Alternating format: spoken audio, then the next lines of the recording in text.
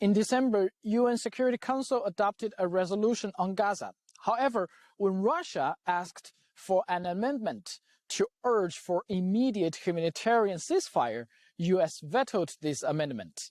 And according to a General Assembly resolution in 2022, the permanent members of the Security Council have to explain themselves in General Assembly when the veto was cast.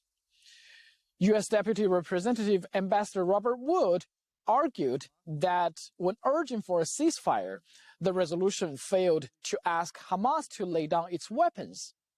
Many countries in their statements believed only a ceasefire could alleviate the suffering of Gaza people. Although the people of Gaza need all possible assistance, the final text of this resolution is detached from the ongoing painful reality on the ground. We cannot allow for senseless bombing to continue under the misleading and inaccurate guise of the right to self-defense. If we, as the international community, truly hope to alleviate the suffering of the residents of Gaza, we must demand an immediate ceasefire.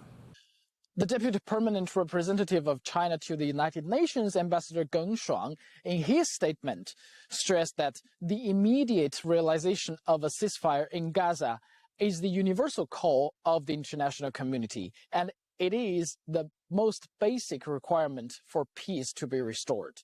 And China is disappointed by and regrets the exercise of yet another veto by the United States, as at the Security Council in December.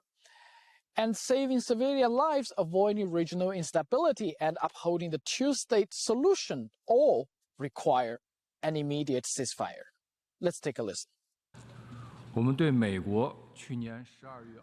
We are disappointed by and regret the exercise of yet another veto by the United States at the Security Council on December 22, 2023. China has repeatedly pointed out that the realization of a ceasefire is an overriding prerequisite. The international community must pull all of its efforts to promote an immediate ceasefire to end the fighting. While the General Assembly was meeting on the veto, a group of rabbis, however, made their voice heard by protesting in the Security Council chamber as well as disrupting the General Assembly meeting.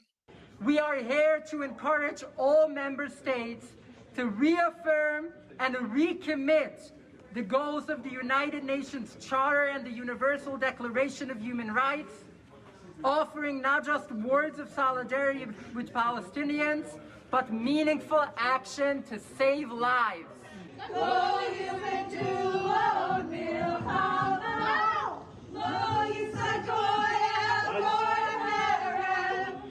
The 40-ish rabbis were from several states in the U.S. asking Biden administration to stop vetoing peace and to save Palestinian and Israeli lives.